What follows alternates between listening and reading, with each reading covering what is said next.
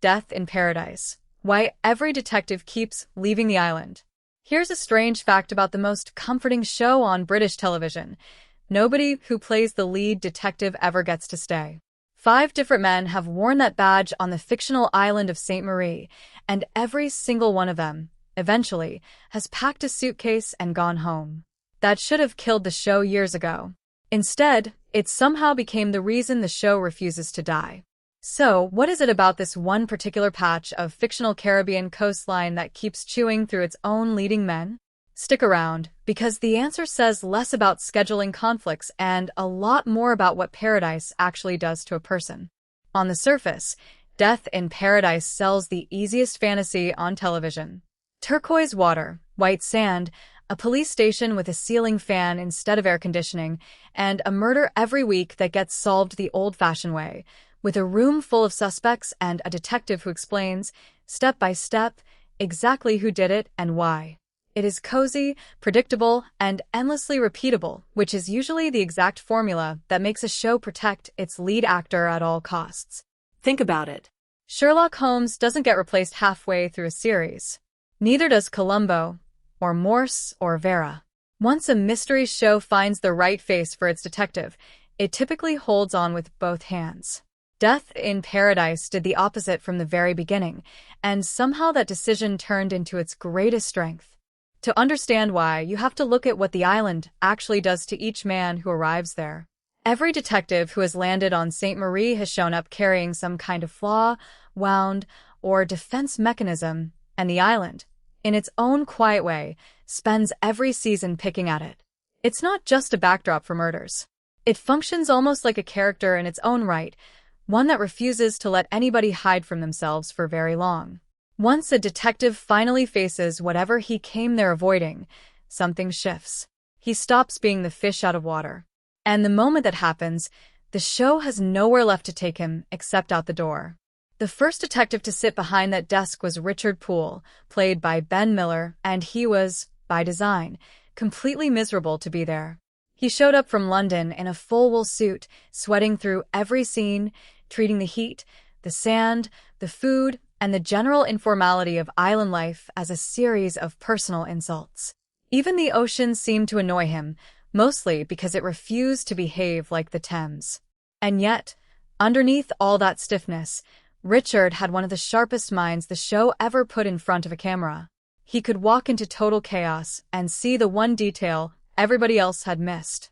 That contrast, a man who hated everything about his surroundings but was brilliant at his job anyway, was the engine of the whole first stretch of the series. What made Richard work as a character wasn't just the comedy of his discomfort. It was the loneliness underneath it. He didn't know how to relax because relaxing felt like losing control. He didn't know how to connect with people easily because connection required a kind of emotional risk he'd spent his whole life avoiding. Over 2 seasons, viewers slowly watched him thaw, almost against his own will. He began trusting his team. He began, in small and grudging ways, to appreciate the rhythm of a place that operated nothing like the world he'd come from. He never turned into a beach bum, but he softened just enough that fans genuinely started wondering whether he might stay for good. He didn't get the chance. Ben Miller made the decision to leave for personal reasons connected to his family, and filming for months at a time in Guadeloupe, far away from home, had become genuinely difficult to sustain. That left the writers with an unusual problem. You can't just have a character who spent 2 years despising a place suddenly announce he loves it and quietly fly home. It would have undercut everything the character was built on, and fans would have spent years wondering why he never came back for a visit. So the show made an incredibly bold choice instead. In the opening episode of Series 3, Richard Poole was murdered. The detective who spent 2 seasons explaining exactly how everyone died became, without warning, the body on the floor. For a show this gentle in tone, it was a genuinely shocking swing, and it did 2 things at once. It devastated longtime viewers, and it saved the format going forward, because it proved, once and for all, that nobody on this island was untouchable. That single decision gave every future storyline permission to take risks. It also meant every detective who came after him would, in some sense, be compared to a ghost. That unenviable task fell to Humphrey Goodman, played by Chris Marshall, who had to walk into a grieving fanbase and somehow win them over without either copying Richard or feeling like a jarring departure from everything the show had established. The solution the writers landed on was to make him almost a mirror opposite. Where Richard was rigid and buttoned up, Humphrey was warm, scattered, and constantly a half-step behind his own train of thought, right up until the moment he wasn't, and the pieces of a case suddenly clicked together in his head faster than anyone expected. He arrived at the police station, looking like he might trip over the evidence and apologize to it. He was also somehow brilliant. What made Humphrey's arc different from Richard's was what he was carrying with him. He came to the island with a life quietly falling apart back home, a relationship on shaky ground, and a sense of who he was that had come loose at the edges. St. Marie became less of a punishment for him and more of a place to rebuild, not through some dramatic therapy session moment, but slowly, through work, through friendship, and through the simple discovery that he actually belonged somewhere unexpected. For a stretch, he seemed more suited to island life than Richard ever had. He liked the people. He liked the pace. He built real, lasting affection with his team. When he eventually left the show, it wasn't because the island had defeated him. It was because he'd finally figured out what kind of life he actually wanted, and that life was somewhere else with someone else. What happened after Humphrey's departure is one of the more interesting footnotes in the show's history. Years later, the character resurfaced in a spin-off called Beyond Paradise, set in England rather than the Caribbean, and it turned out to be a genuinely clever move because it proved something the original show never had the chance to test. A detective could leave St. Marie, and the audience would still want to follow him. Richard's ending had been closure through tragedy. Humphrey's was closure through possibility, and it taught the franchise its second survival trick. Not every departure needs to be permanent, and not every ending needs to hurt. The third detective, Jack Mooney, played by Ardal O'Hanlon, arrived with a very different energy. He was easygoing, chatty, and instantly likable in a way that made suspects relax around him without realizing he'd already clocked every inconsistency in their story. Compared to Richard's stiffness and Humphrey's endearing chaos, Jack felt settled, almost paternal, the kind of man who solved cases by quietly circling a conversation rather than interrogating anyone directly. But underneath that easy charm was a man carrying real loss. Jack was a widower, and that single detail shaped almost everything about how he moved through the world. He hadn't come to the island chasing a career opportunity. He'd come there because he needed somewhere to breathe after grief had rearranged his entire life. O'Hanlon, already well known to audiences for his comedic timing, brought a lightness to Jack without ever making him foolish. He was funny, but never at the expense of his competence, and gentle without ever feeling weak. What makes his exit from the show a little underappreciated is that he didn't leave because he hated the island, or because the job had beaten him down. He'd actually settled in better than either of his predecessors, with friendships that felt genuine and a rhythm to island life that suited him. But that comfort was exactly the risk. St. Marie could easily have become a beautiful place to stay stuck, somewhere pleasant enough that he never had to fully move forward with his life. His departure came when he recognized that grief couldn't be solved by scenery alone. You can heal somewhere beautiful, but you can't hide there indefinitely. Reportedly, O'Hanlon simply felt it was time to move on to other things, and in a strange way, that decision fits the character perfectly. Jack's story had reached its natural conclusion. He arrived grieving. He left ready to actually live again. Then came Neville Parker, played by Ralph Little, arguably the detective the island seemed most determined to break. Neville was allergic to nearly everything, terrified of insects, uneasy around uncertainty of any kind, and about as socially confident as a man could be while still somehow doing his job well. If Richard merely disliked Paradise, Neville's body seemed to actively reject it. On paper, that could have made him unbearable to watch season after season. Instead, it became one of the longest and most beloved character arcs the show has ever produced. Neville arrived at a tricky moment for the franchise, because by then the audience had already lived through multiple detective changeovers and knew exactly how the pattern worked. A new man shows up, looks miserable for a while, slowly grows on everyone, and eventually leaves. There was a real risk that viewers might simply stop investing emotionally in someone they knew was destined to depart. The show's answer was to give Neville a much longer, slower transformation than any detective before him. He didn't just learn to tolerate the climate or the chaos of island policing. He learned, gradually and unevenly, to tolerate life itself. His anxieties were never played purely for laughs. They were the actual architecture of who he was, a man whose fears had made his entire world small and manageable. The island forced him into exactly the opposite. New food, new people, new emotional risk. A slow-burning relationship with Florence that the show teased for years. Genuine heartbreak along the way. By the time he finally left after Series 13, he hadn't transformed into a fearless man. He remained awkward, still anxious in familiar ways. But he was no longer ruled by those instincts the way he once was, and leaving the island with Florence wasn't him running from anything. For the first time in his life, it was him choosing something bold, on his own terms. Ralph Little ended up staying in the role longer than any detective before him, which made his eventual exit a genuine risk for the show. Viewers had spent more consecutive years with Neville than with any previous lead, and replacing him meant asking the audience to do something they'd never quite been asked to do at that scale.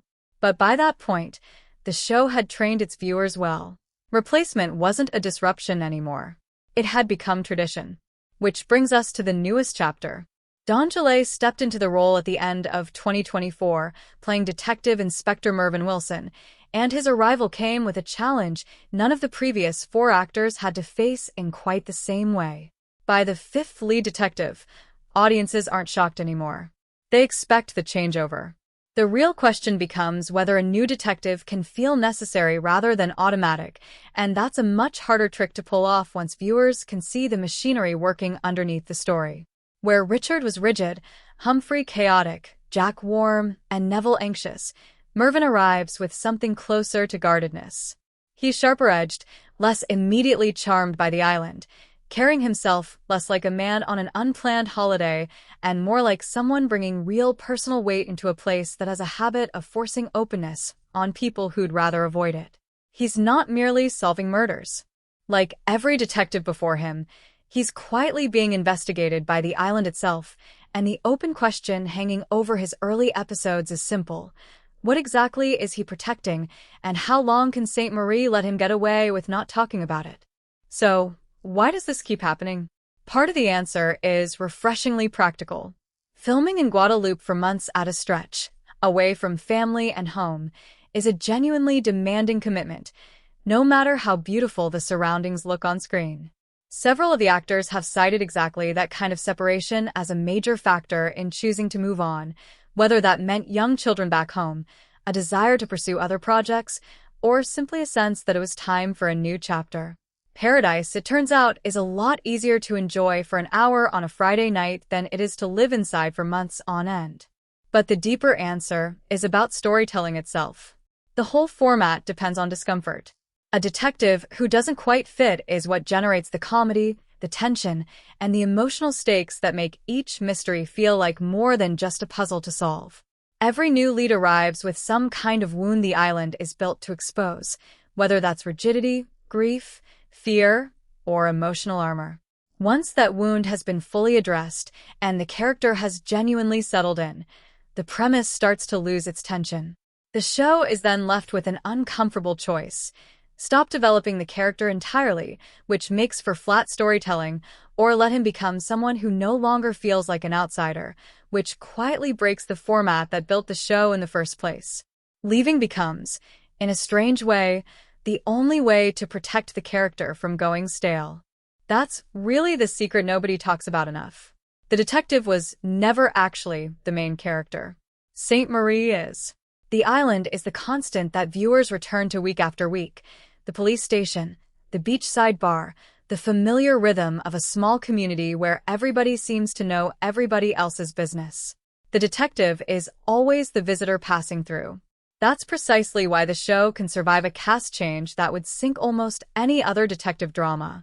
When a long-running series built entirely around one actor loses that actor, the whole show often loses its identity along with him. Death in Paradise sidesteps that problem because the island itself never leaves. It's ready, every single time, for the next slightly bewildered officer stepping off the plane. And the departures haven't stopped at the lead role, either. Over the years, plenty of beloved supporting characters have left too, some moving on to new opportunities, some for family reasons, some returning for guest appearances long after they were gone. Those exits matter because they remind viewers that this isn't a frozen world. It only feels that way because certain figures, like the long-serving police commissioner, have remained constant through every single detective handover, functioning almost like the show's institutional memory. He's watched every version of this story unfold, which means the audience always has at least one familiar face to hold on to, even when the person at the center of the mystery keeps changing.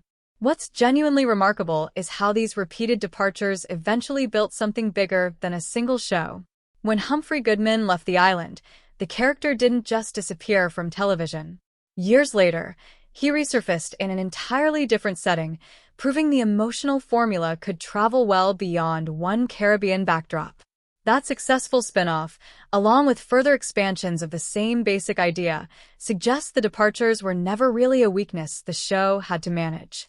They were the blueprint for turning one mystery series into an entire universe of cozy crime storytelling, each new chapter built around the same underlying idea: a slightly displaced detective, a tight-knit community full of secrets, and a mystery that's only ever half about the crime itself.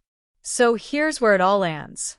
Every detective who has ever worked this island arrived carrying something unresolved, whether that was rigidity, grief, fear, or emotional distance. The island, patiently and sometimes uncomfortably, worked on that wound episode after episode until the character either broke open or grew past it. And the moment that growth was complete, the story naturally ran out of road, because the entire premise depends on somebody who doesn't quite belong yet. That's not a flaw in the writing.